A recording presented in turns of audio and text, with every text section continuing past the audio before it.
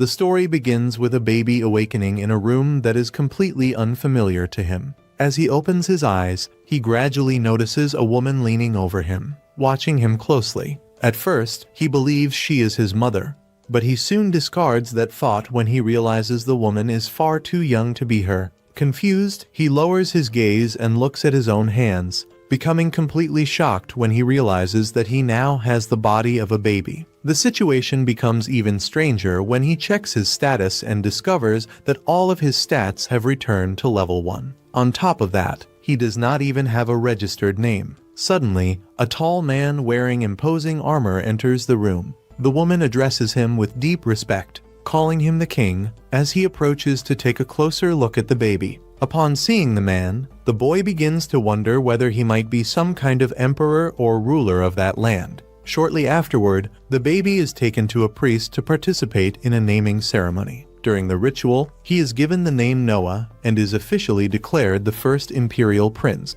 When Noah quickly checks his status and sees that the title Imperial Prince has been added to the list, he understands that he is truly the direct son of the emperor of that nation. As soon as the ceremony ends, the emperor asks the priest about Noah's magical affinity. The priest replies that his affinity is water, and that the territory assigned to him will be Almeria, a region where many members of the Water Clan reside. Upon hearing this, the emperor appears somewhat relieved and, setting the matter aside, asks the priest to reveal Noah's full statistics. When this happens, everyone present in the room is left completely stunned. All of Noah's stats are already fully maxed, and his water affinity has reached SS rank. Despite having been born only a few hours earlier, possessing such extraordinary numbers indicates that he has already undergone an awakening. An awakening at such an early age is something never seen before. For that reason, everyone concludes that they are witnessing the birth of an extraordinary talent.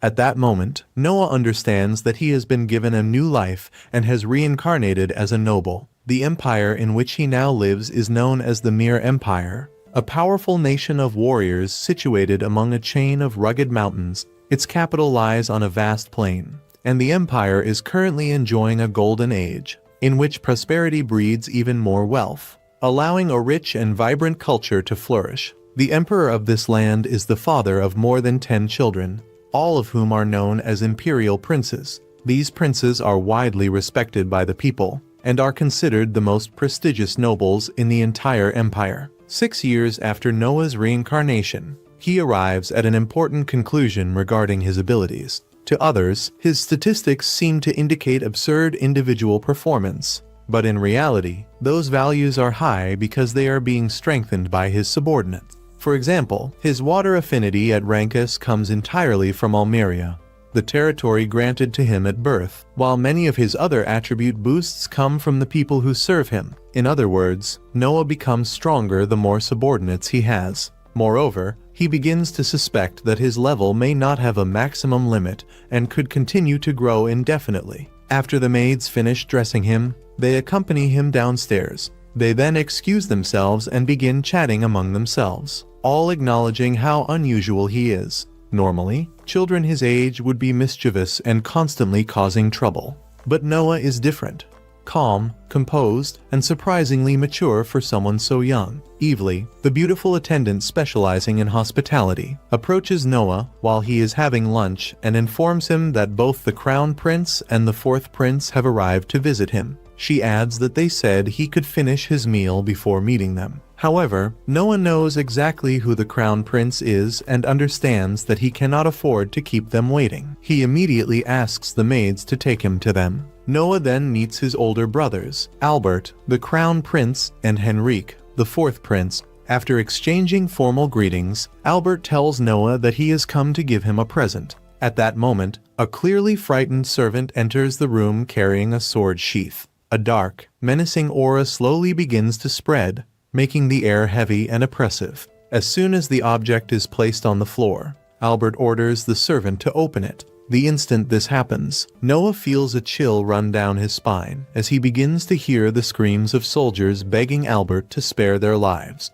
The voices sound desperate and filled with terror, and Noah immediately realizes that this is not an illusion. Albert then asks Noah to pick up the sword, although the protagonist does not want to do so. He understands that this is a gift from the Crown Prince, and refusing is not an option. Noah carefully grasps the sword, and although it feels heavy at first, he soon manages to adjust and find its balance. Afterward, Albert explains that the sword is called Leviathan, a water element blade, considered the most powerful element in the entire empire. Around 120 people died trying to master it. Henrique notices that Noah seems a bit tense upon hearing this and tells him not to worry. He explains that anyone who is not destined to wield the sword is killed by its curse the very moment they try to lift it. The fact that Noah was able to hold it without anything happening proves that, at least to some extent, he is worthy of it. Albert then lightly pats Noah on the back and leaves the room,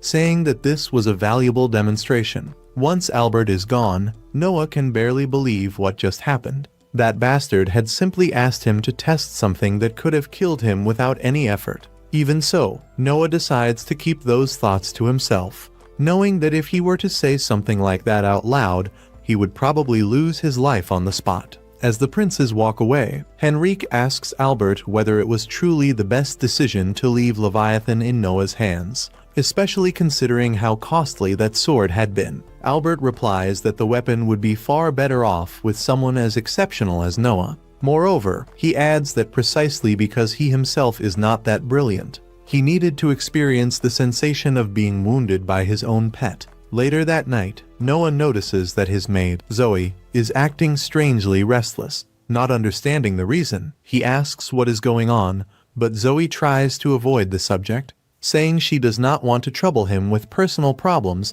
and asking him not to worry. However, Noah insists. After hesitating for a moment, she finally speaks honestly and reveals that she would like to request some time off, as her hometown was recently struck by a flood. The farm where she grew up was completely destroyed by the water, and that land was her mother's only source of income. Desperate, Zoe confesses that she even considered working in a brothel, since she had been told she could be sold for a high price for having served an imperial prince. Noah reacts immediately, stating that he would never allow something like that to happen. Instead, he offers to employ Zoe's mother at the mansion as the person in charge of opening the gates, promising to pay her a generous salary. He also makes it clear that the pay for this position would be far higher than what is normally offered. In addition, Noah mentions that there is an empty house near the mansion where Zoe and her mother could live together. Upon hearing this, Zoe cannot hold back her tears. She begins to cry and repeatedly thanks Noah for his kindness and generosity. Deep down, however, the protagonist knows that he is not acting purely out of altruism. Having a former maid working in a brothel would stain the name of the third imperial prince. As his servant, Zoe belongs to his household and will serve him for life. After this unexpected gesture, Noah is certain that such loyalty will never betray him. After that, he summons Dylan, the butler, and explains that Zoe's hometown was devastated by a flood. Given the situation, he orders Dylan to go there and buy as much land as possible in Tao. Noah knows that, sooner or later, bandits will appear to take advantage of people during a time of weakness and chaos. He wants to secure ownership of that land before that happens and before the situation worsens even further. Dylan is surprised by the order. Despite being so young, Noah shows an impressive ability to analyze a complex situation with precision and care. In truth, Noah has lived through something similar in his previous life. But of course he cannot reveal that to anyone and chooses to remain silent. Dylan admits that the idea is very good, but raises an important issue. Where will the money to buy so much land come from? He explains that acquiring an area of that size would cost no less than several 100,000 reals, the currency used in the empire. Noah realizes that he truly had not thought that far ahead. After reflecting for a moment, he concludes that the solution will be to sell the lands he owns south of the capital.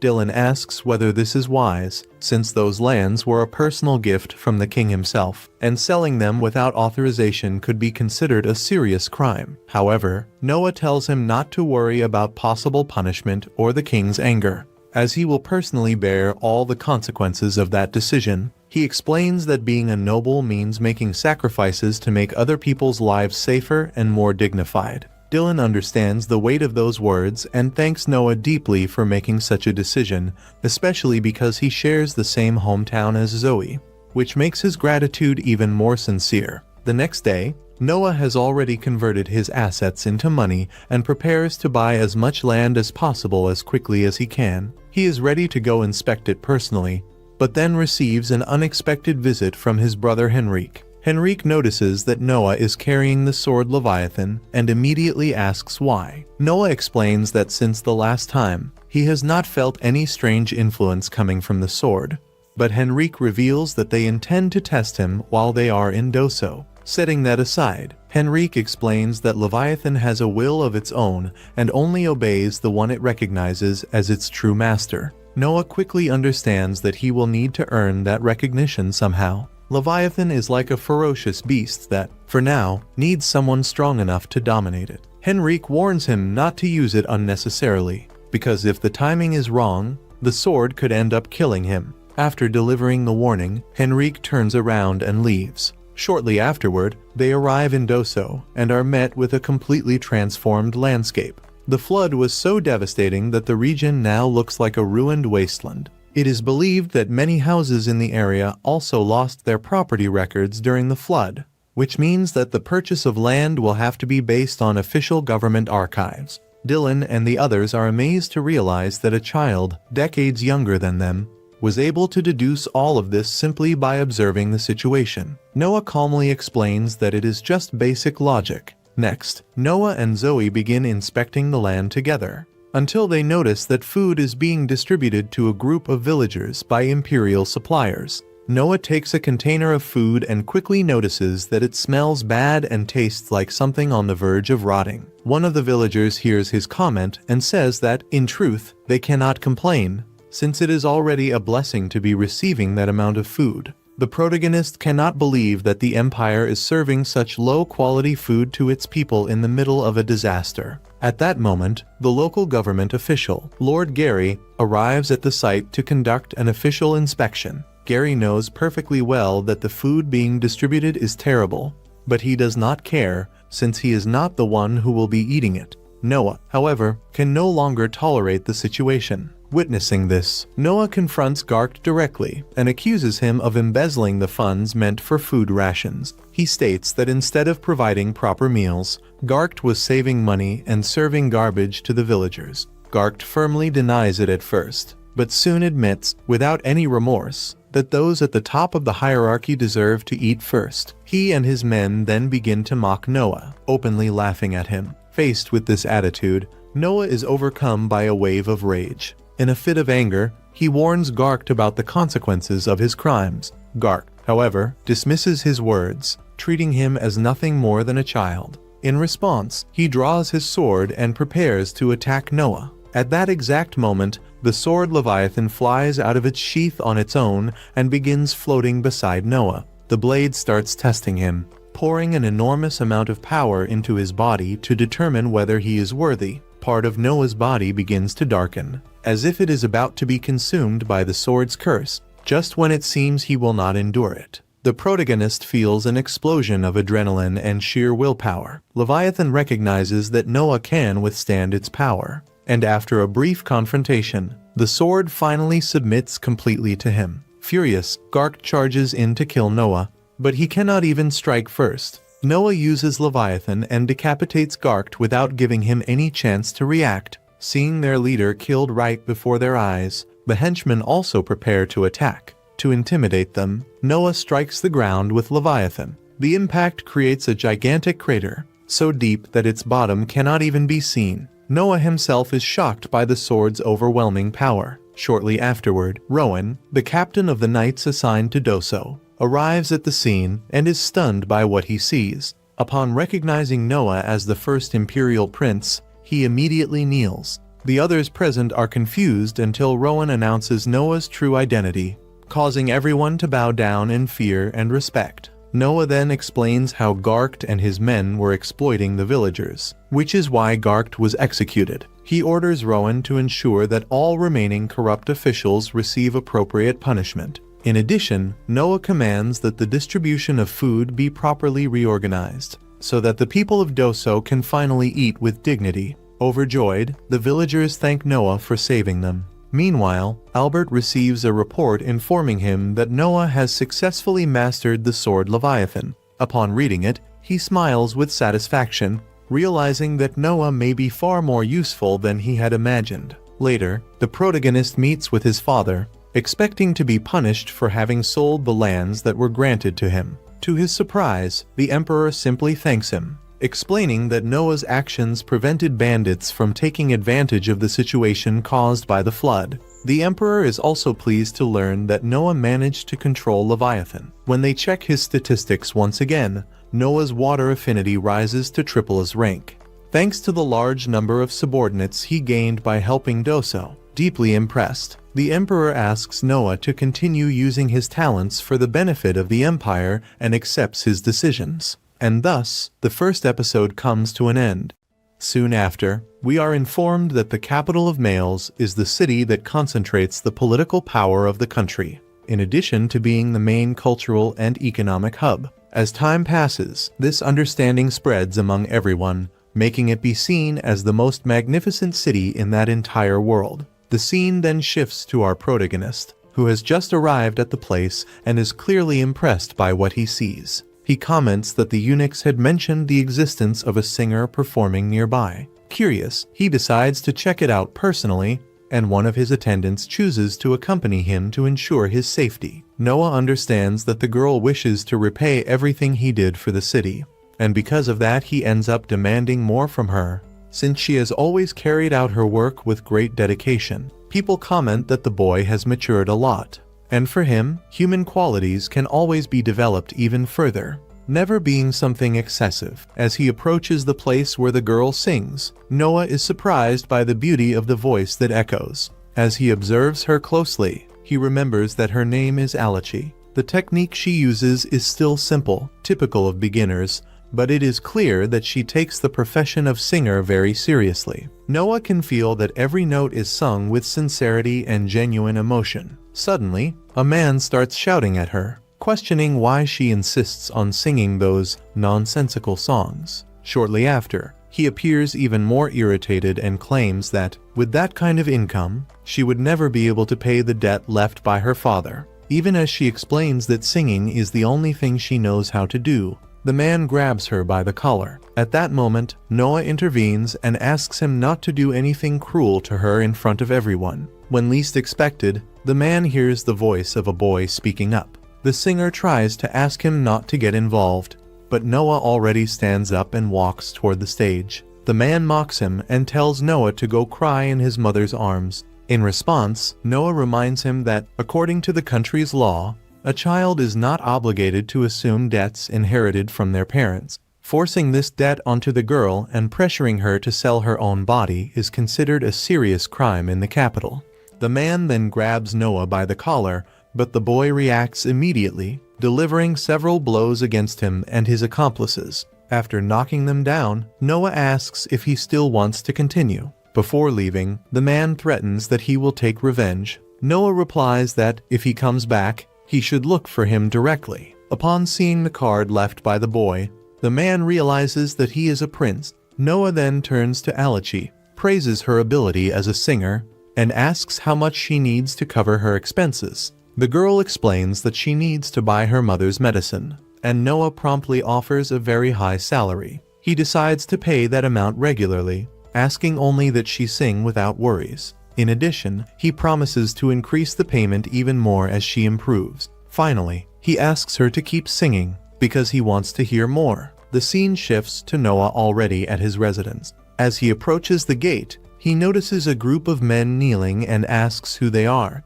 The girl explains that they are the same men from before, who came to apologize to the singer. Noah orders that they all be sent away and asks that the message be direct and firm, making it clear that they cannot speak to an imperial prince whenever they please. At that moment, his brother Henry appears and says that Noah cannot deal with people like that so casually, because it diminishes the prestige of the imperial house and the princes. Noah agrees that this is one of the reasons, but states that there is another. He then calls his brother to talk inside the house. Seated, Noah explains that those men were extorting the singer. Because of that, he decided to hire her and offer a fixed salary, ensuring that they would not bother her again. Henry asks if her singing was really that extraordinary. Noah only asks that they do not try to take her away from him. Henry is surprised to realize that his younger brother has such an advanced mindset. Frankie and Gary, who are closer in age to Noah, do not even come close to that level.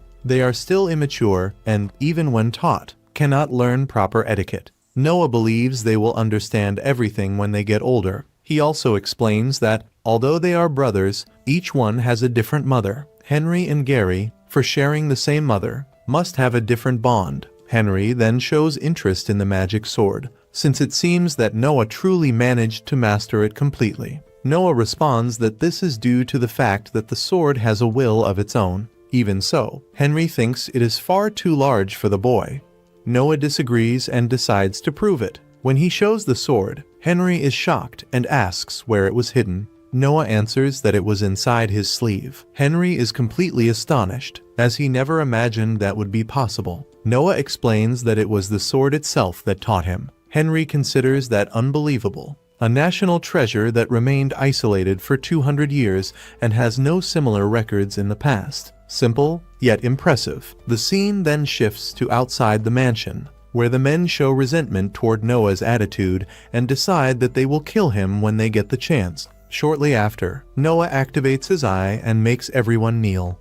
One of them begs him to lower his head. Henry asks what Noah did this time. The boy replies that he merely released a small portion of the sword's power to force them to kneel. Henry is impressed and realizes that Noah has truly mastered the sword. The scene shifts once more to Noah in the city, now invited to a dinner, which he believes will be enjoyable. As he enters, everyone begins to applaud him, impressed both by his appearance and by his manners. One of the men notices the sword and asks what it is. Noah answers that it is called Leviathan, a sword that he inherited. Everyone is shocked to learn that someone so young managed to master it. One man says that it must be nothing more than a fake sword. At that moment, the sword becomes irritated and releases a smoke that causes several people to faint. Noah realizes that it gets angry easily. The man begins to applaud, saying that this is exactly what he expects from a prince. Everyone feels, at that moment, a strong sensation of death. This is the true power of the national treasure.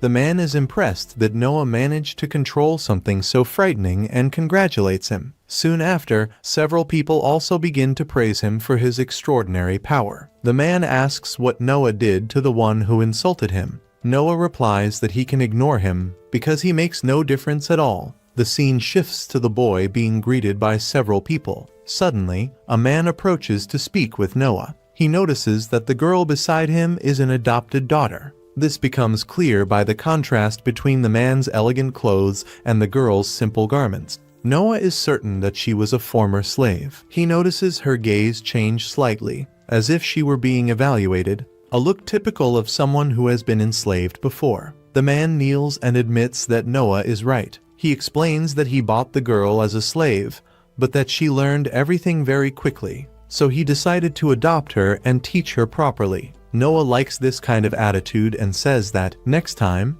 he will invite both of them to visit his mansion. He realizes that the man knows when to stop. The old man comments that the man is intelligent, because if he continued talking, he could end up provoking unnecessary jealousy. Noah explains that this was also another reason why he realized that the girl had been a slave. At the moment Noah touches his sword, it reacts defensively, as if it sensed danger. At the same time, the girl positions herself to protect him instinctively. The next day, Noah walks calmly through the city when he ends up encountering his brother Oscar. The boy asks what he is doing there alone. Noah replies that he was just taking a walk to relax a bit. Oscar then warns him to be careful walking without a carriage. Upon realizing that Noah is free, he asks if his brother would not like to go out a bit, since he apparently had no commitments. In an excited tone, he suggests that they look for some treasure around the city. As they walk, Noah remembers having already heard about that specific street.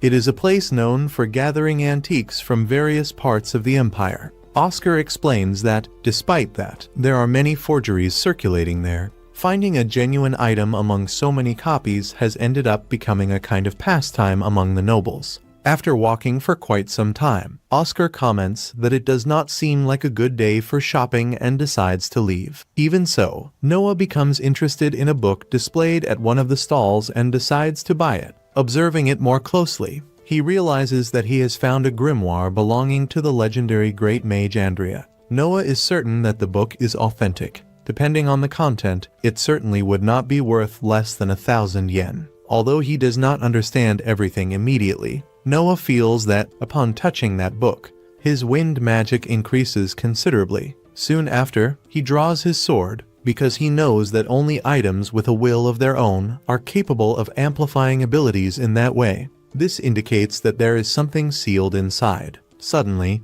a creature emerges from the book, leaving Oscar shocked. He begins to wonder if that object is not a forbidden book that imprisons human souls. Oscar shouts for Noah to run away immediately. That presence is the vengeful spirit of a great mage specialized in wind magic. With a single precise strike, Noah makes the creature disappear completely. After that, Oscar asks if everything is all right and if anyone was hurt. Noah calmly replies that there is nothing to worry about because he directed the attack upward precisely so as not to hit anyone. Oscar is impressed by his brother's quick thinking and wonders how he managed to become so strong in such a short time. At that moment, a man appears before the two, claiming to be the owner of an antique shop. He introduces himself as Alan, saying that he closely followed the boys' great achievements and that, because of that, he would like to show them something special. He then reveals a ring enveloped by a dark aura. He comments that he has already shown that item to many different people,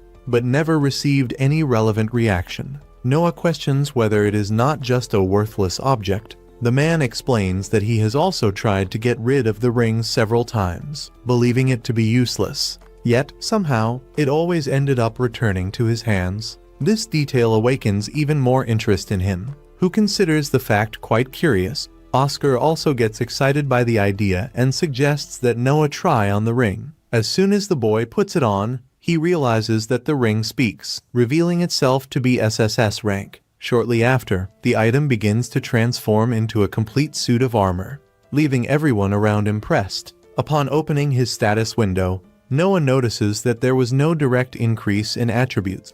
It seemed to be an entity different from both the previous grimoire and Leviathan. Even so, the ring possessed several magics available for use. Noah comments that he will send the reward to the man later, but Oscar interrupts, saying that he wants to pay for it, as he considers the ring a gift for the boy. After the magic sword and now the magic armor, Oscar realizes that there is something truly out of the ordinary about Noah. As they get down from the carriage, the boy decides to act. Suddenly, the same man appears trying to attack him, but Noah blocks the blow with ease, while several soldiers appear around. Oscar asks how he managed to create that shield. Noah explains that it was thanks to the ring, because he connected Leviathan to it, and together they ended up creating that defense. The boy realizes that the ring reacted automatically to hostility, functioning as a protection system. Oscar finds that incredible and becomes even more impressed with his younger brother. Since his ability to do things like that seems something out of this world, the scene changes, showing Noah watching the girl sing again. As he looks around, he notices several people starting to fight because of her. Without hesitation, Noah creates a shield to prevent that useless commotion and, right after, uses a shock strike to restrain the two involved. He then asks the man responsible for the place why so many fights happen there. The man explains that this type of people ends up sustaining the bar. Faced with that, Noah decides to buy the entire establishment, leaving the man extremely grateful. The girl asks if it is really worth investing so much money because of her and says that she would like to repay him in some way. Noah replies that he only wants her to continue singing with the voice she has. She asks if he truly values her as a singer, and the boy confirms, saying that he wants the emperor to hear her sing someday. Until that moment arrives, he would like her to continue performing. Moved, the girl begins to cry, but soon resumes singing. Noah is impressed by her voice, which truly sounds beautiful. He is certain that he did not make a mistake in his choice and believes that the girl is, without a doubt, a true treasure. The scene shifts to the protagonist, who is standing there while his maids finish dressing him. They inform him that he will soon receive a visit from the Governor General of Hajjov, dead Murray. The boy asks them to let him enter right away, stating that he is already prepared. Next, it is explained that the imperial family has a tradition of granting fiefs to princes, making them responsible for learning about administrative and governmental matters. For this reason, the people who live in these territories usually admire the imperial prince as a true master, the absolute lord of those lands. For that man, who was born in Almeria and now serves in Hajjov, it was no different. Shortly after, the man formally introduces himself as the Governor General of Hajjov. He shows great honor at finally meeting the boy. The young prince merely asks him not to be so stiff and formal. Upon hearing this, the man feels more at ease. He then explains that, about a year and a half earlier, he had the honor of greeting the boy when he was officially appointed Governor General by the Emperor. The boy asks how the work in the lands of Hajjov is progressing. He recalls that he was given the mission of overseeing flood control in that region by imperial order. He also knows that the situation is not good. Hajjov is a fertile area, known for its grain production, located along the bend of a great river. However, it frequently suffers from major floods. The emperor wished to stabilize these conditions and, for that reason, appointed Murray, who came from Almeria, land of the Water Clan, as Governor General. The boy shows interest in understanding what is really happening. The man explains that they have not yet received the necessary budgets, and that they cannot spend resources they do not have. The boy becomes confused as he states that the budget was sent correctly. The man agrees, but says that the Ministry of Finance raised some objections. Noah immediately grasps the situation and asks the man to accompany him without delay. The scene then shifts to a meeting with a representative of the Ministry of Finance, whom Noah questions about why he is there. Noah explains that he learned from Murray that there is a certain hesitation in releasing the budget. The man responds that it is not quite like that and that there is a valid justification. Noah interrupts him, saying that if he intends to claim that it is something children cannot understand, it would be better for him to remain silent. The man swallows hard and clarifies that this is not the case. He then explains that Hajjov suffered severe flooding in the previous year. The emperor was deeply saddened by the situation and granted a full tax exemption for an entire year. In other words, there was significant savings on the part of the region. The Ministry of Finance considers it acceptable to use that amount. The man asks whether Noah understands the explanation. Noah becomes irritated and asks whether he is mocking him. Noah states that there was a flood and that, out of compassion, the emperor exempted everyone from paying taxes, which means that there were no taxes to be collected. It was an act of imperial kindness. However, that is exactly the problem. The man spoke as if that were something logical and acceptable. Noah, visibly angry, asks again if he is joking with him. The man answers that he is not. Noah then demands to know the truth. The man admits that, in reality, he cannot release the budget. He tries to explain something, chokes on his words, and then reveals that the High Council is aware of the plans to build a new summer resort for the emperor.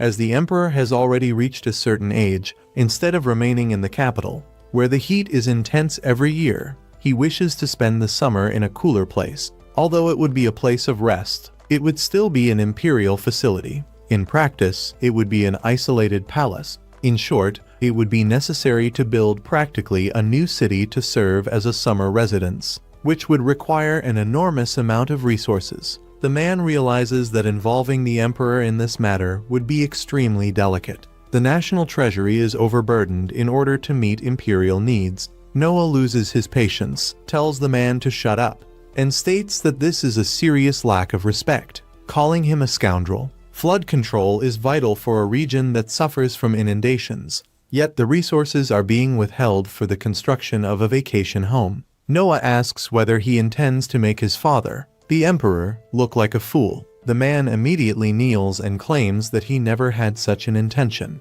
Noah simply demands that the money be released as soon as possible, or else he will appeal directly to the emperor. Frightened, the man begs him not to do that and promises to release Hajjov's budget immediately. Murray is impressed by how easily the boy managed to force the Ministry of Finance to yield. He tells Noah that he is deeply impressed. The intensity of the negotiation was remarkable. The way Noah communicated was direct and effective, clearly exposing the contradictions and flaws on the other side. The man admits that he feels ashamed of his own recklessness for having placed His Highness in that situation. Noah had understood from the very beginning that the man approached him precisely to force a definitive resolution. Murray hurriedly leaves to begin flood control as soon as possible. Soon after, a messenger appears informing Noah that he must go to the castle immediately, as the Emperor wishes to see him. The Emperor congratulates him on his actions and comments on the Hajjov case. He also mentions that he heard Noah crushed Maybrick. Noah is surprised and asks how he learned about it so quickly. The Emperor explains that information is a powerful weapon, and that he must always strive to improve in that regard. Noah says that he merely did what seemed natural to him. The Emperor responds that what is natural for some is extremely difficult for others. Many people have a silver tongue and use it only to flatter. Few manage to do the obvious in the correct way. Even at only 6 years old, Noah manages to deeply impress his father. The Emperor asks him to stand up and asks whether the weapon he carries is Leviathan. The man present realizes that Noah chose the most powerful sword. He knows that his own mansion is part of the information network.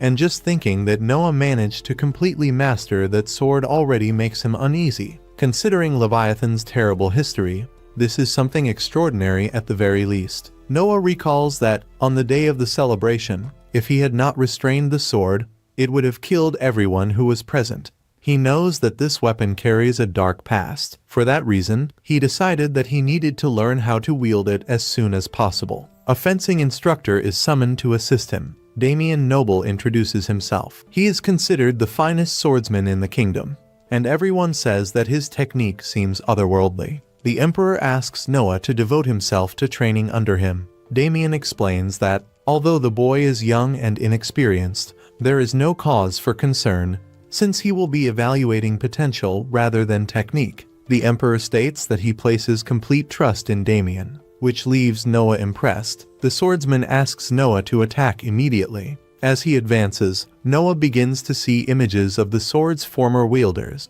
With precise and fluid movements, he manages to disarm Damien. The man kneels and admits that there is nothing he can teach Noah. The boy's strength and agility are appropriate for his age, but his technique is refined. Noah's sword skills are already at the level of a master. It would be arrogance to try to instruct him. He was completely defeated. The Emperor is deeply impressed and decides to entrust Noah with the role of head of the knight selection for that year. Noah is pleased with the decision and promises to give it his all. It is explained that the knight selection is one of the greatest annual events in the entire empire. The empire has always been known as a nation of warriors, a place that deeply values strength and martial skill. Since ancient times, it was said that the path of the martial arts was the only true way to achieve success through one's own merit. During the knight selection, warriors who have won preliminary battles in various regions of the country gather in the capital to face combats that may end in death. The victor receives the title of knight and, at that very moment, becomes part of the upper class of society. The first responsibility of a newly appointed knight is to become an official subordinate of the selection.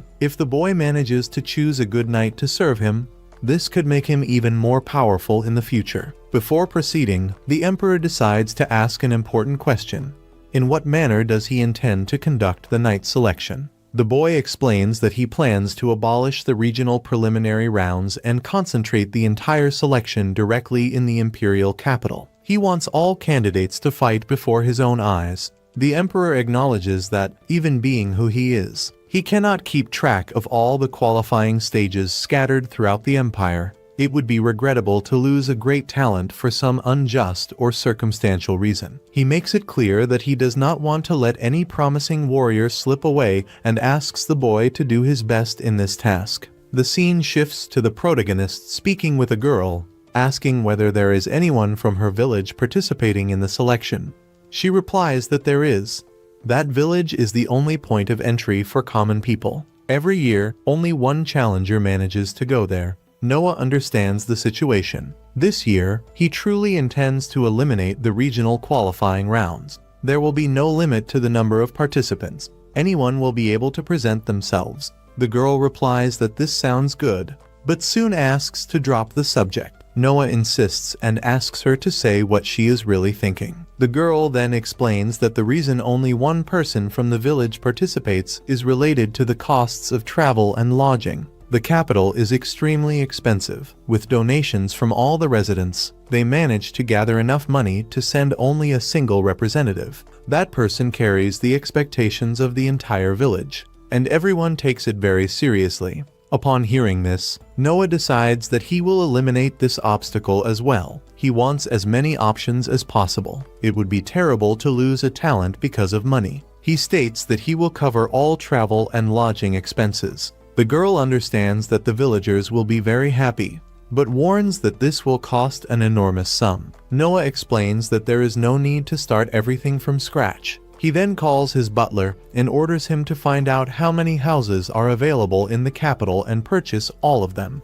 In addition, he asks him to immediately contact the merchant he knows. When meeting again with the same people who were present at the party, the man asks Noah about the selection of servants for the palace. Noah asks whether he wishes to send someone, and the man replies that he does. Noah explains that if there is someone inside the palace under the merchant's control, it will be possible to obtain valuable information. If the emperor were to order someone to spend the night with him and that person became one of his wives, the benefits would be immense. The man responds that this is a different matter from the current request and reminds him that his gifts have already been delivered to the mansion. Noah clarifies that if it is someone who merely pleases him, he will make the recommendation. But if it is someone he truly likes, the man will have to choose a girl who perfectly matches his expectations. The merchant makes one final request.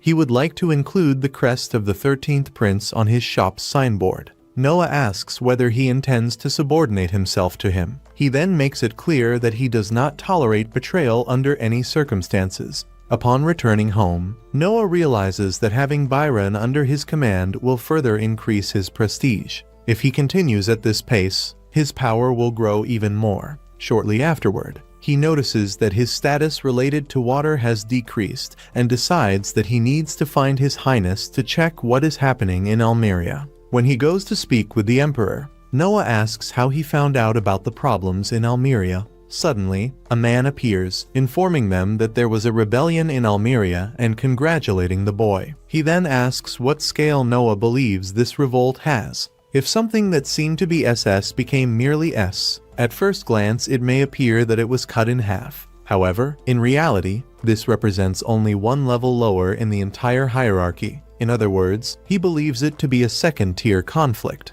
involving few people. The father asks whether Noah wishes to be the commander of the war. The boy replies that he does not, as he considers himself inexperienced on the battlefield and believes that Henry is better suited to lead. The two proceed together, and Henry asks if he is sure about this decision, since it would be an excellent opportunity to gain prestige. Noah responds that it is fine, as he is still very young. At that moment, Leviathan reacts, and the boy realizes that the sword is responding to him. As they exit the carriage, they are attacked. But Noah manages to defend himself thanks to his shields. He soon realizes that the enemies are water mages from Almeria. As they advance against him, Noah defeats them all with extreme ease. After the battle, he decides to keep them alive, as there is a possibility that they might attempt to take their own lives. Upon returning home, Noah calls the man once again and demands that this information not leak out in any way. If that happens, he makes it clear that he will consider the man as good as dead.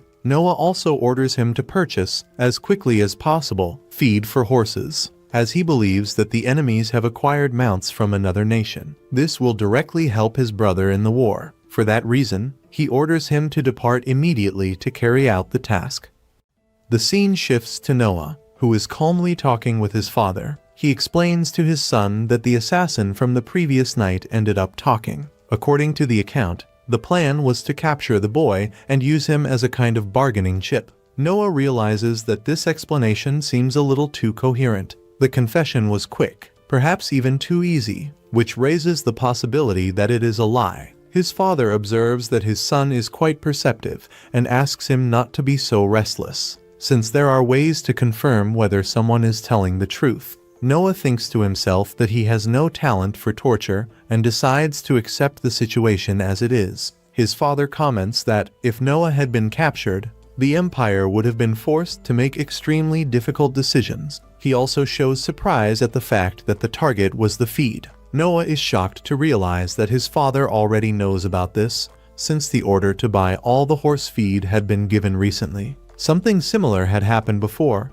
but never so quickly. His father explains that if it were just a common siege, anyone could have thought of that. Albert, for example, would have let the rebels starve to death as a warning to the others. However, Noah suspects an invasion of his people, and the siege directed only at the horses reinforces this idea, especially since it was financed with personal resources. His father bends down, looks at his son, and says that he is incredible, acknowledging that none of that was simple to accomplish. Knowing this, he decides that he needs to reward him. He allows Noah to add a sword to the family crest. Next, it is explained that the Empire is a nation of warriors, and the sword is its greatest symbol. Using it on a crest without imperial authorization is a serious offense that can even lead to death. On the other hand, when granted by the emperor, it is one of the greatest honors that exist. His father then orders crews to issue the decree immediately. Noah feels embarrassed and gives thanks, saying that he is honored. The scene changes to Noah beside one of his men, who had been waiting for some time. He explains that the amount of processed grain for feed that can be transported is limited, and that it is also possible to discover the delivery route. Monopolizing the purchase makes this process much easier. He also comments about the rebel leader, Cartoon, describing him as someone extremely vengeful, willing to use any means to achieve his objectives. He acknowledges that this may not be a great cause for concern for Noah, but still advises him to be cautious. At that moment, a maid appears, warning that there is a gravely injured man at the main gate with an urgent report. The man introduces himself as the captain of a battalion of 10 people in the province of Adra in Almeria. He explains that a rebellion began there because of his superior. Disagreeing with the situation, he abandoned the group and came to expose the truth. He realizes that Noah already had knowledge of what happened. Even so, Noah thanks him for the information and orders that the man's injuries be treated immediately, as well as rewarding him with 1,000 coins. After the captain leaves, the subordinate questions Noah about the reason for paying so much for information that was no longer useful. Noah agrees that this is true, but points out that a captain came to warn him purely out of loyalty, and that deserves recognition. The scene changes to Noah in his room. When a pale young woman appears, she explains that she received 500 yen to poison the boy, under the excuse that it would be a medicine to make him sleep forever. Noah asks whether, if he did not die, they intended to take his body, and she confirms it. He realizes that it is the rebels again and understands that the threat is real. He asks why she brought this to him, and the girl replies that she would never betray him. He helped her family and her village with money and shelter, but she was threatened with death if she did not obey. Noah asks her to calm down and decides to reward her with 5,000 yen for her loyalty. Even though she is reluctant,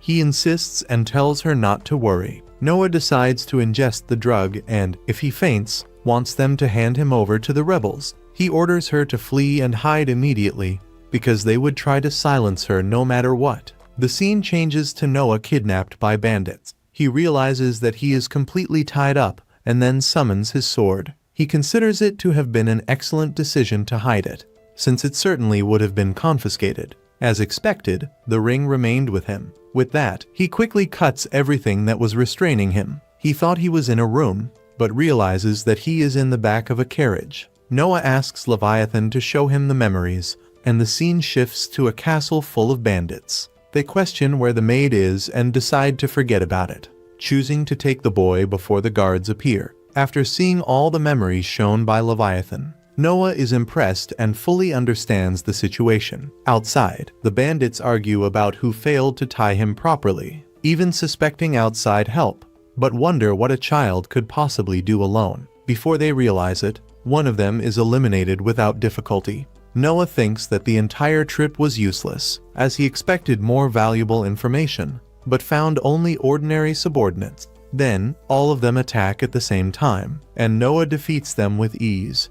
Suddenly, his maid appears accompanied by several guards. She apologizes, remembering that she was supposed to hide, but says that she was worried about him. Looking around, she realizes that Noah defeated everyone by himself. Noah asks who the captain is, and the man introduces himself. He decides to let the captain take care of the rest. While searching one of the bandits, a sword falls to the ground, and Noah orders that no one touch it. He asks everyone to step back immediately. He recognizes the weapon as the dagger mentioned earlier, feeling an intense magic emanating from it. Through Leviathan, he even perceives the curse contained within it, carried by the resentment of the one who cursed it. Noah orders the source of that magic to be eliminated, and the energy fires off, mortally striking the one responsible for the war. The scene changes to Noah standing before his father once again. He kneels, and his father says that his son did an excellent job. Apparently, the leader of the rebel army was struck in the forehead by a strange jet of water that appeared out of nowhere the previous night. His father asks if Noah was responsible, and he confirms it. Noah realizes that, as always, his father obtains information quickly, using the resentment present in the dagger as a marker. He aimed Leviathan at the true owner of the weapon, and the attack worked. With the death of the leader, the rebels of Umare lost their strength, and the revolt was quickly contained by the fourth imperial prince, Henry. The scene changes to a room where it is reported that almost all those involved in the rebellion were arrested. An officer asks His Majesty for instructions regarding the punishment. The emperor orders them to prepare cattle and horses, decreeing that the entire family of the rebels will be dismembered. Everyone is impressed by the severity of the punishment decreed by the king for those people. His father decides that all of them will be punished as soon as possible for having started a rebellion in his territory. At that moment, Noah asks permission to speak before everyone. He states that he would not like that to be done in that manner. Angered, the king orders his son to explain at once what he means. Noah then declares that the punishment must be in accordance with the law. According to imperial law, the leader of an act of treason is sentenced to death by decapitation. His relatives up to the third degree must be hanged. The other involved parties may be decapitated, depending on their level of participation. He emphasizes that, although the term dismemberment is used as an expression, such a punishment does not exist in imperial law. The king replies that those people will end up tarnishing Noah's reputation. The boy counters, saying that if the king himself takes the initiative to break the law, this could generate chaos throughout the entire empire. He asks his father to carefully consider this consequence. After listening to him, the king admits that his son is right and thanks him for correcting him. Everyone is impressed by Noah's stance. The king then declares that they will not be satisfied with a lenient punishment. The sentence will be the maximum penalty permitted by law, without any possibility of mitigation. He asks if Noah still has something to say, and the boy replies that he does not. Next, the king orders the prime minister to begin carrying out the sentences. Everyone realizes that Noah has an extraordinary future ahead of him. His father approaches him and states that it was thanks to his son that they avoided a stain in the history of the empire. Acknowledging this, he decides to grant him a reward. He resolves to bestow a title upon Noah. Although any of his children could have reprimanded him, he wishes for the boy's wisdom to be recognized. Thus, he grants him the title of sage. The reaction is immediate. Everyone is shocked and moved. The king comments that he wishes Noah had been born a little earlier. The crowd begins to shout the boy's name. His father then reminds him that the night selection will take place soon and asks whether he has already decided what he will do. Noah says that he has an idea and prefers to explain it later. The two meet in private, and Noah demonstrates one of his powers to his father. He explains that he intends to make everyone attack him on the day of the selection, in order to evaluate how far each one can advance. His father agrees, as this will reduce his own burden and make the long selection process more efficient. Even so, he warns that there is a risk of someone truly strong appearing. Noah states that he is already aware of this and prepared to face any situation. Impressed by his son's courage, his father says that he may act however he wishes. The scene shifts to the castle, where the prime minister comments, worried, about the king's remark saying that he wished Noah had been born earlier. considering it a dangerous statement to make in public. The king disagrees and states that he sees no problem with it at all. Noah not only gave him correct advice, but also eliminated an enemy leader without even going to the battlefield, something unprecedented. Furthermore, as already expected, Noah's magic sword possesses a terrifying power. The king then calls Cruz and asks him to provide what they had agreed upon. The man replies that the seal of Leviathan should never be broken, but perhaps, being Noah, it might be possible. Thus ends another episode.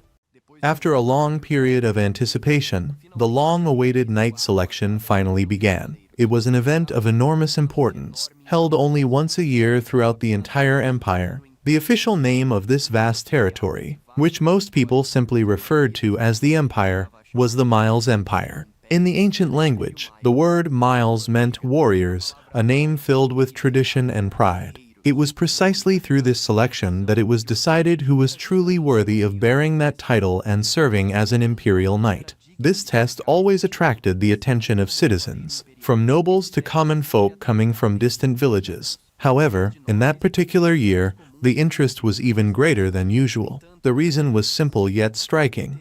For the first time in history, an imperial prince had taken on the role of chief examiner of the selection. Something like that had never happened before. Because of this, crowds gathered at the venue from the early hours of the day, not only to watch the duels, but mainly to see the young prince with their own eyes. During the battles, the candidates advanced toward Noah with determination, trying to display their skills to the fullest. Even so, every attack was blocked with extreme ease, as if they were nothing more than predictable and weightless movements. The narrative then shifts to the king, who watched each fight closely from his position above. He grew increasingly impressed as he realized that, up to that point, his son had not been struck by a single blow. Many commented that this selection would be more exciting than the previous ones, but the king did not allow himself to be carried away by the spectacle. For him, what truly mattered were the results. Knowing that the knight selection was a direct method of choosing capable individuals, he wondered what kind of people Noah intended to approve,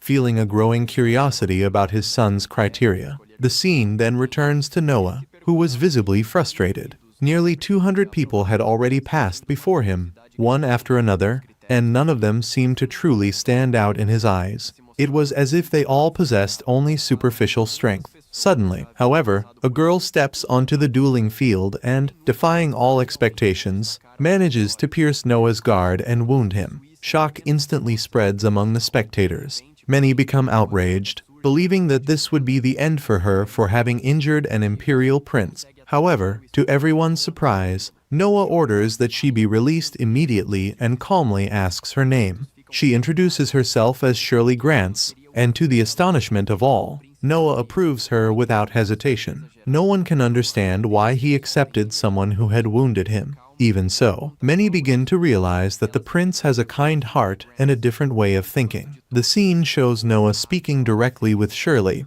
asking whether the armor she wears belongs to her. She answers yes and explains that the armor has been passed down through generations in her family, carrying not only material value, but also deep sentimental meaning. Upon realizing that she has been approved, Shirley becomes confused, believing she has committed a serious mistake. She cannot understand why she was accepted even after injuring the prince. Noah then asks whether injuring him by accident should really be considered such a serious crime, and explains that the fault was his, not hers. Next, Noah asks Shirley to stand up and attack him again. Although she finds this strange, she obeys, as it is a direct order. When she attacks, Noah defends himself without any difficulty and explains that, if he had wanted to, he could have blocked the first strike in the same way. He makes it clear that she did not wound him by chance. Noah then explains that the essence of a knight is to follow orders and act with seriousness. He wanted to test her to verify her loyalty,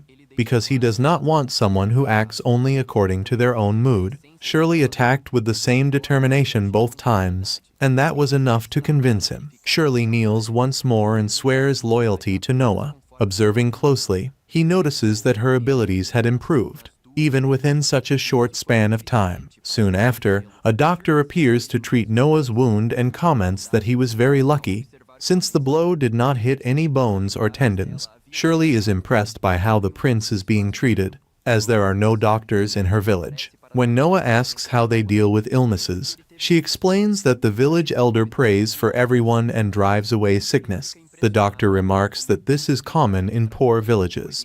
Noah then asks whether the easiest way to become a doctor is by becoming an apprentice, and the man confirms without hesitation. In response, Noah gives his first official order to Shirley. He wants her to bring the smartest people from her village to the capital. He asks the doctor to take some of these children in as apprentices, and the man readily agrees. Noah states that he will cover all the costs, because he wants these children to become doctors and, in the future, take care of their own village. Shirley thanks him deeply, but Noah interrupts her, saying that a knight should not bow like that, and that she still needs to learn proper etiquette. The scene shifts to Shirley waking up in her new home. Completely amazed by the servants' quarters assigned to her, she barely managed to sleep that night, overwhelmed by anxiety and surprise. As she walks through the castle corridors, she hears the maids commenting about who might become Noah's future wife. Shirley recalls that he is only 6 years old, but they explain that imperial princes usually marry before the age of 15. One of them remarks that Noah is extremely popular among girls, to the point that several cafes are opening near the castle just to try to catch a glimpse of him from afar.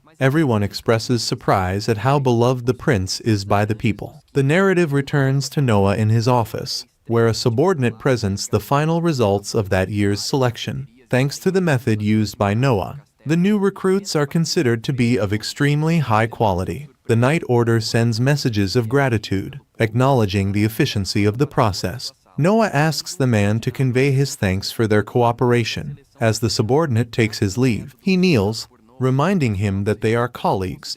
The man explains that he was sent to accompany Shirley and give her advice, stating that there is nothing wrong with following Noah and urging her to work hard. The scene shifts once again, showing Noah watching his friend sing in the same bar as before. His subordinates praise the success of the selection, commenting on how everything went flawlessly. Noah explains that the event exists to value everyone's efforts and asks them to take the opportunity to relax and enjoy themselves. Before that, however, he warns that everyone present there are merchants connected to the 13th Imperial Prince. Shortly afterward, Noah receives a completely blank letter and immediately understands its meaning. Someone has fled. He realizes that the remnants of the Umare rebellion are moving in a troubling way. The maids ask whether they still have not given up, and Noah explains that the person who sent the information is infiltrated, investigating the situation up close. He clearly remembers who brought him the warning. The maids comment that this person seemed very much in love with him and that the master already knew about the rebellion but accepted the information anyway. Noah states that this is extremely dangerous because acting as an intermediary without proper training can lead to death if discovered. He also remembers that his brother Henry should still be in that location and orders that a messenger be sent to stop him. Shortly afterward, Noah learns that the informant was tortured and that the punishment was severe for having kept the secret. Henry's troops attempted a rescue, but the man remains unconscious. Noah feels that this is his responsibility, and that he could have prevented everything if he had realized the situation earlier. He then recalls the Emperor's teaching that information is a weapon. In response, Noah orders immediate contact with Almeria and demands that no resources be spared. He wants everything necessary to be used to save that man, as he does not consider it acceptable to sacrifice someone so loyal over a single piece of information. Upon arriving in the city, Shirley is completely amazed by everything around her. The wide, bustling streets, the well-maintained buildings, and the shop windows filled with unfamiliar objects spark an almost childlike curiosity in her. Many of those things she had never seen in her entire life back in the village, and every detail seemed to reflect the city's prosperity. As they walk, she asks Noah whether he intends to buy something specific.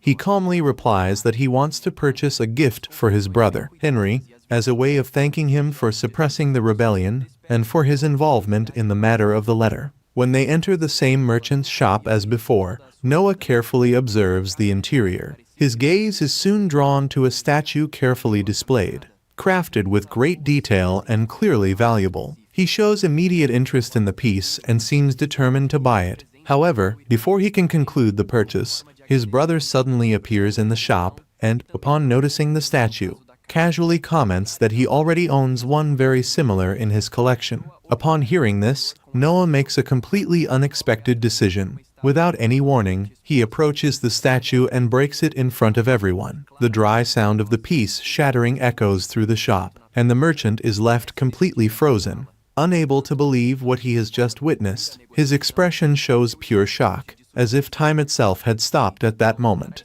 A few seconds later, Noah's brother understands the true reason behind that abrupt action. By destroying the statue, the value of the similar piece he already owned would increase considerably, making it even rarer and more coveted. The merchant, still stunned, is unable to react or protest. As they leave the shop, Shirley watches everything in silence, taking in every detail of what happened. She is deeply impressed by Noah's cold intelligence and strategic vision, realizing that his decisions go far beyond what they seem at first glance. As they walk through the city, Shirley reflects on everything she has witnessed and reaches a clear conclusion in her heart.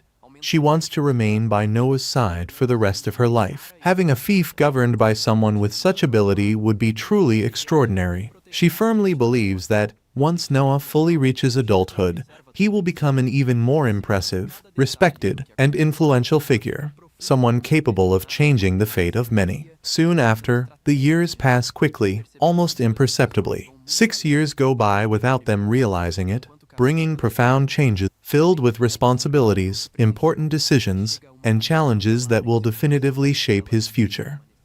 The scene shifts to Noah, who observes his servant for a few moments before asking whether something is bothering her. She hesitates briefly and then explains that the line of people bringing gifts for the boy is simply enormous. Even after 3 consecutive days, the flow has still not ended, and new carriages continue to arrive without pause. Noah listens attentively and comments, with complete calm, that this is not a problem at all, since in the previous year the situation lasted for almost an entire week. Jiggy is quite surprised to hear this, imagining how exhausting it must have been to deal with so many visitors for such a long time. Noah then clarifies that the work does not end with simply receiving the gifts. It is still necessary to carefully register who sent each item, what gift was delivered, and where it came from, in order to avoid any diplomatic issues in the future. He adds that Evelyn handles this bureaucratic part very well, being extremely organized,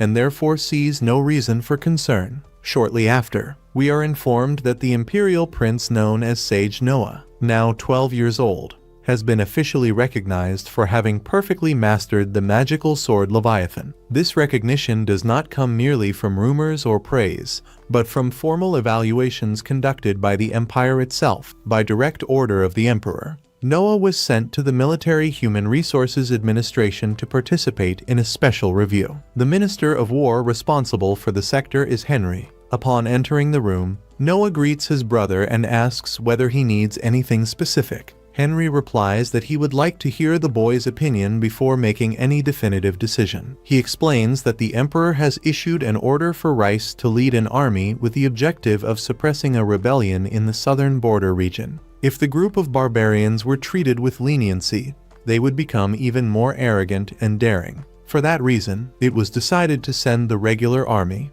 not only to win, but to clearly demonstrate the difference in power between the empire and its enemies. Noah understands the situation almost immediately. As he observes the man before him, he realizes that Rice is strong, disciplined, and possesses a natural talent for leading troops. Among the knights serving under Henry's command, he stands out in an obvious way. Noah then asks Rice to answer a simple question and inquires about the exact number of soldiers involved in the operation. Rice becomes visibly embarrassed. He hesitates, averting his gaze, unable to answer right away. Henry senses the tension in the air and asks what exactly Noah is trying to find out. Rice himself begins to understand the situation and, overcome with guilt, kneels on the ground asking for forgiveness. Noah quickly tries to calm his brother, saying that this is not something as serious as it may seem at first glance. He then explains that, based on the official number of soldiers registered in the imperial army,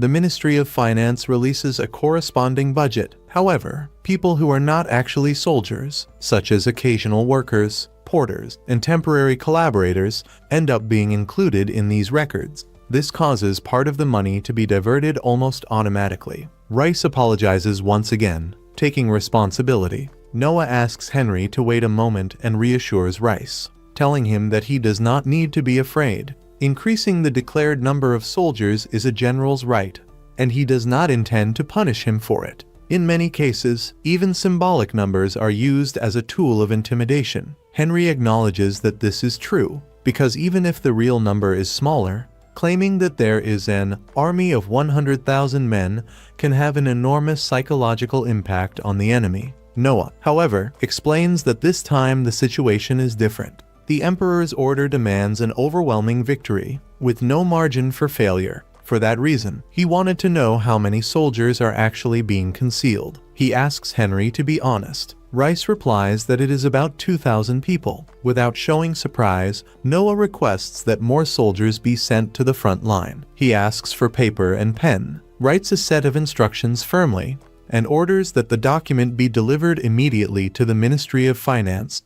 He requests that a budget equivalent to 2,000 additional people be released and makes it clear that he will accept no defeat. As he leaves the mansion, Henry reflects silently that his brother does not yet truly know what war is. Despite his impressive maturity, Noah is still only 12 years old and remains at level 1. According to the laws of the imperial family, children of the imperial house often meet early deaths. Officially, these deaths are attributed to epidemics or accidents, but in reality, many are caused by power struggles, betrayals, and poisonings. Even so, he is the life of a precious heir. Until an imperial prince grows up, he cannot go to war without the direct authorization of the emperor. Henry recalls that Noah is already old enough, and that participating in a military campaign would make him more respected before assuming a fief. Noah has always shown willingness, requiring only his father's permission. Henry believes that this would not be difficult to obtain,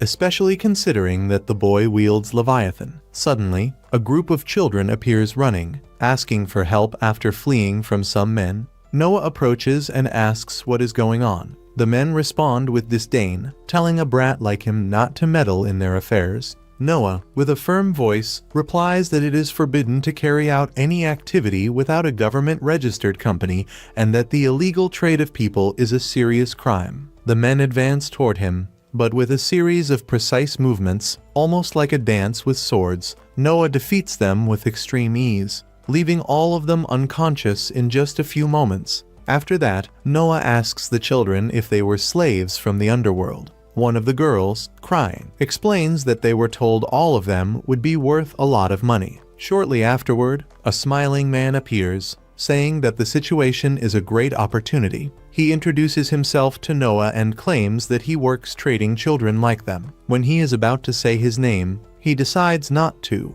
alleging that he works for the first imperial prince, Gilbert. Internally, Noah does not fully understand what is happening. He tells the man to be quiet, especially because Henry is standing beside him, which sounds like a direct threat. The man asks Noah not to do anything. Noah then asks Henry if he knows that man, and Henry replies that he does not. Without hesitation, Noah attacks and makes the man faint in front of everyone. He explains to the people who witness the scene that the man is a scoundrel who uses his brother's name to commit crimes. Noah orders the guards to take the men away, stating that they are imposters using the prince's name for illegal activities. He also asks that the children be taken to his mansion, as he intends to listen to them calmly later. Henry is impressed by the way Noah handled everything without causing a major scandal. Noah understands that he cannot simply discard them if they truly are subordinates of Gilbert. Ignoring the situation would make it seem as though he allowed underworld slave trafficking.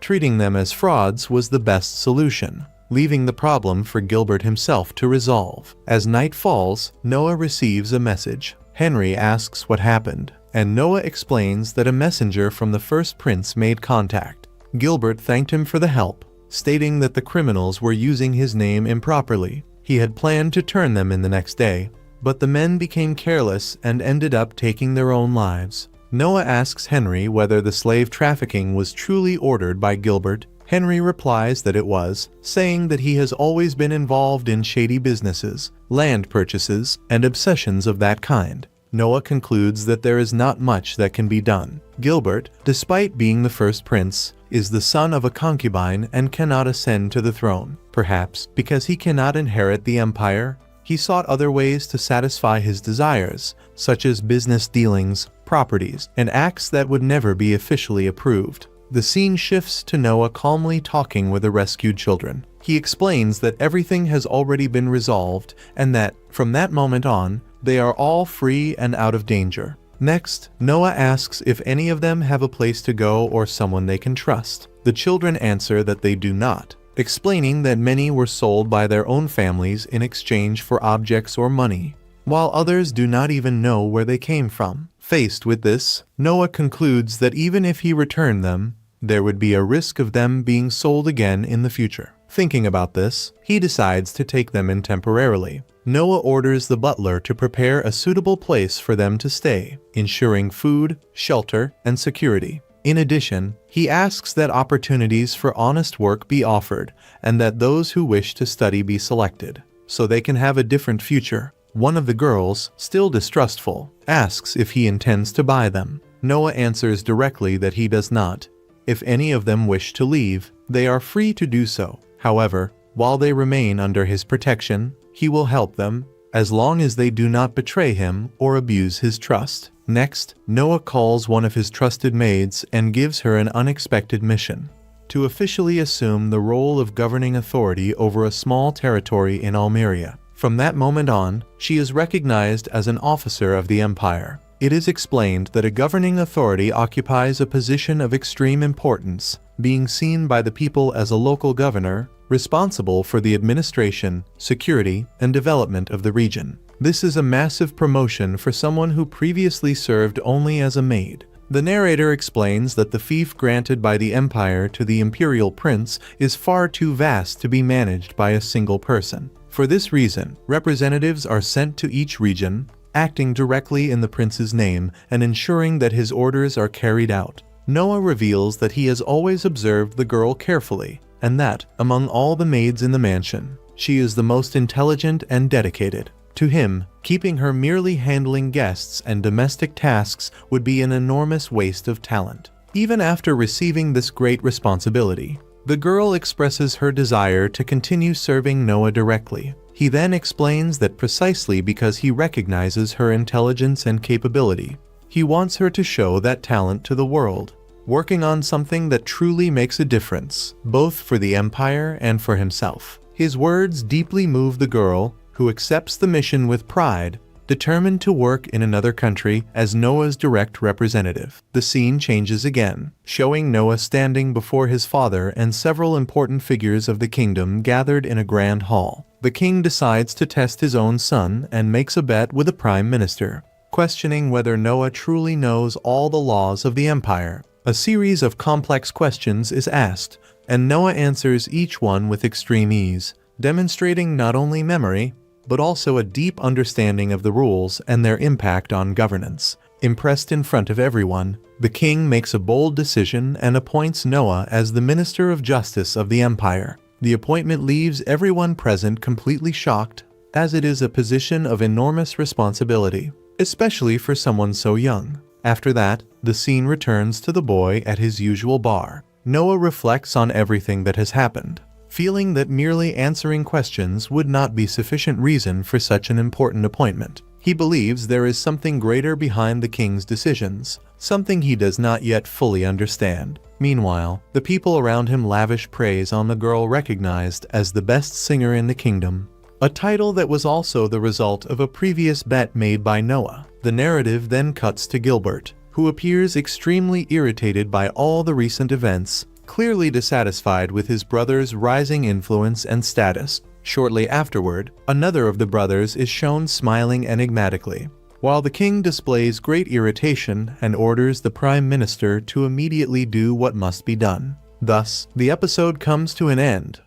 The narrative shifts its focus and presents the protagonist inside a spacious room of the palace, decorated with shelves filled with documents and judicial records. At his side stands one of the most influential figures in the kingdom, Viney, known as the Vice President of Justice, an experienced man with a rigid posture and a calculating gaze. As he looks at the boy before him, Noah, Viney cannot help but notice his young age. He is far too young to occupy such a high-ranking position. In silence, he concludes that his rise could only have been extraordinarily rapid and possibly surrounded by unusual circumstances. Noah, in turn, shows no nervousness. He wishes to understand exactly what is happening within the institution he now leads. Viney then explains that there are two main points that define the functioning of the Ministry of Justice. The first is to coordinate the courts of each region of the empire, ensuring that their decisions are aligned with the central law. The second is to conduct trials related to incidents that occurred in the imperial capital, including old and delicate cases,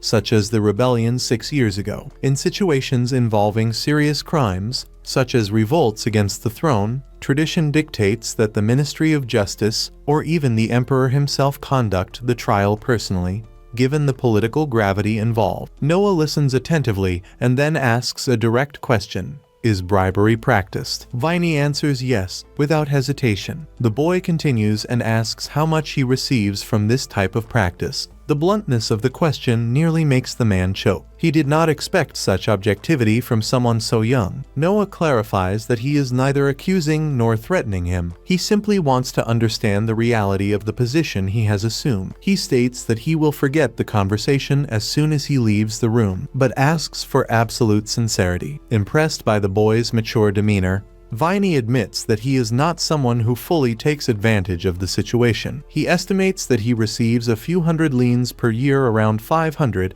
because he is selective about the cases he accepts. He believes, however, that his subordinates earn up to 10 times more. Noah asks what criteria he uses. Viney explains that he never accepts murder cases. The reason is pragmatic. In such trials, the defendant directs his hatred straight at the one who decides, turning the judge into a target for revenge. This can generate irreversible consequences, including assassination attempts. For that reason, he prefers cases in which the decision could favor either side, reducing personal risk. Noah makes a quick calculation. If Viney earns around 500 liens per year from such practices, he will offer him 10 times that amount. In return, he wants him to completely abandon bribery while working there. He needs to meet the emperor's expectations and wishes to build a clean administration. To achieve that, he requires Viney's sincere cooperation. The man is surprised that Prince, only 6 years old, carries the title of sage naturally. Now he understands why he was appointed Minister of Justice. After a moment of reflection, he declares that he does not want the extra money, and that he will no longer accept any bribe. From that moment on, he will work exclusively for the boy. Noah comments that he would be suspicious if there were hidden intentions, but upon observing his status, he confirms that Viney is telling the truth. He decides, therefore, to trust him. The scene shifts to Noah beside his brother Oscar, discreetly celebrating. Oscar shows great joy. After 50 years of reign, the emperor has appointed a second prince as minister. It may not seem so at first glance, but he cares deeply for Noah and wishes to celebrate his achievement. Noah, however, questions the recent pattern. Why has the emperor been appointing imperial princes as ministers in succession? Oscar suggests that perhaps it is because the emperor admires the boy. Noah considers that possibility, but reflects that in Henry's case there was a clear reason for his appointment: the suppression of the rebellion. As for himself, he possesses no comparable feat. It is natural that it might appear as favoritism. Noah then asks whether the empire has ever been on the brink of ruin. Oscar explains that the problem stemmed from the old crown prince system. When the heir was chosen from birth, the other princes devoted themselves only to distractions and luxuries, neglecting political responsibilities. In the current model, each prince receives a fief and must demonstrate concrete development: economic, military, and administrative. Merit has replaced automatic entitlement. Oscar asks what this has to do with the current situation. Noah questions whether appointing ministers does not exceed the limits of what can be considered proper development. Oscar then asks whether he is considering replacing the crown prince. Noah replies that he does not know. If the emperor simply esteems him, he sees no problem. But if there is a greater political intention, the situation becomes delicate. Suddenly, urgent news arrived. A eunuch involved in bribes has revealed that, at the next morning meeting, the emperor intends to appoint Albert as Minister of Finance. Noah finds the decision strange and feels a slight tightness in his chest. He wants to understand what the emperor truly thinks about Albert. The scene quickly cuts to a visibly irritated man, suggesting tension behind the scenes, and then returns to Oscar, who decides to raise a toast to the future appointment as if nothing were out of place. Shortly afterward, a location is raided and 167 people, along with Keats, are arrested. A man suggests that His Majesty abdicate and become Emperor Emeritus, allowing the Crown Prince to assume the throne immediately. He confesses that the plan was betrayed by advance information. The king is already elderly, 50 years as king and 35 as Crown Prince before that. Some believe that the sons can no longer wait. However, there is no concrete proof that Albert directly participated. The king acknowledges this and decides not to act against him. He orders only the execution of Keats, formally closing the matter. The king then asks about Oscar. The man explains that he sent a eunuch close to the prince so that he would notice something. Noah was also present and likely understood his father's intention. The king admits that Noah is impressive. He knows that Albert may not be the most suitable and wonders who should succeed him: Henry, Oscar, or Noah. Any of them may take the throne, provided they overcome the necessary trial. The following day, Noah receives detailed reports about those involved in the last rebellion and about its leader. All of them are close to Albert. To any observer, they appear to form the rebel faction linked to the Crown Prince. Viney asks how they should proceed. Noah knows the laws of the empire well. Even members of the imperial family may have their sentences mitigated when they violate certain laws. However, there is one absolute exception: treason. If someone from the imperial family is involved, whether as the main perpetrator or as an accomplice, the punishment is decapitation. The same applies to anyone who knew and failed to report it. With so many close associates involved, it is practically impossible that Albert knew nothing. The treason of a crown prince followed by execution would be a scandal capable of shaking the entire empire. Noah asks whether the emperor left clear instructions. The answer is affirmative. All must receive the appropriate punishment according to the original text of the law. Understanding the king's intention to preserve stability without directly striking the heir, Noah decides to act. Before the monarch, he delivers the sentence: the principal culprits will be beheaded. The remaining accomplices will receive the death penalty. The execution will be immediate. He limits the punishment strictly to the names present on the official list, avoiding any direct mention of Albert. If there is a risk that a pardon might reveal his brother's involvement, the only safe choice is to apply the law absolutely and swiftly. In this way, the empire is protected,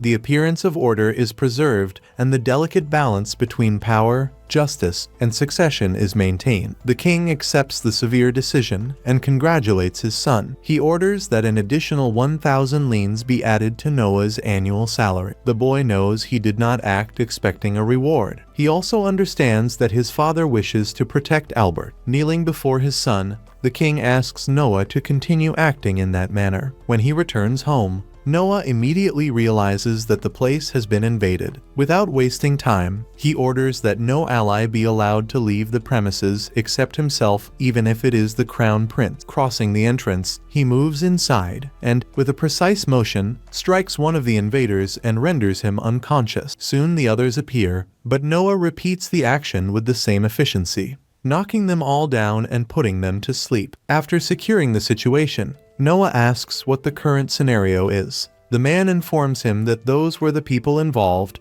and that all participants in the treason had already been executed. Upon hearing this, Noah understands that they have been silent. This includes those men and also his brother Albert. Everything indicates that they were sent by the crown prince to reinforce the accusation. Noah deliberately injures himself and declares that he was attacked by the four of them. He then asks what the maximum punishment that can be applied to them is. The man replies that the penalty is death, with immediate execution. After this decision, the man cannot hide his admiration. Noah, however, knows that what his brother did was wrong. If the situation had been even slightly more serious, the entire empire could have been shaken, and, deep down, all this instability stems from the actions of the crown prince. The scene shifts to Noah before his father. The king asks whether the one who injured him was someone skilled. Noah is surprised by the efficiency of the kingdom's informants. It is possible that his father already knows that he inflicted the wound upon himself. Noah replies that it is not merely a matter of skill with the sword. No matter how talented someone may be,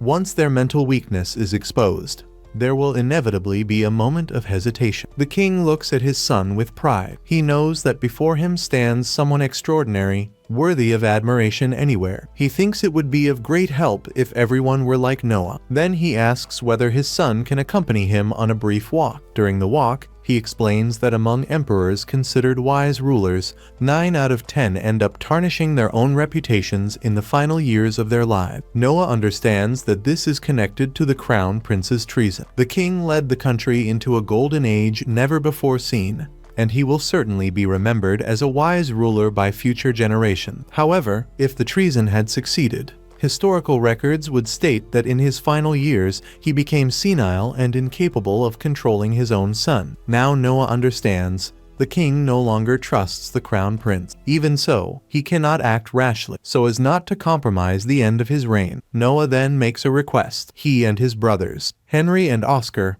were recently elevated to ministers. Everything is still new to them, and mistakes may happen. Therefore, he suggests that there be someone responsible for coordinating. He proposes that this role be assigned to the crown prince. Noah knows his brother's impatience. If so, it would be enough to allow him to play the role of emperor, while the power of final decision remains with the true sovereign. Even so, the king knows that he will continue to stand above the minister. The father decides to accept his son's proposal, ensuring that the first heir does not hold real power. In his thoughts, he laments that Noah was not born earlier. Instead of offering more money, he decides to grant a different reward. The boy is led to the treasury chamber. As he asks Leviathan for help in choosing the best item, Noah is suddenly engulfed by intense flame, and thus another episode comes to an end.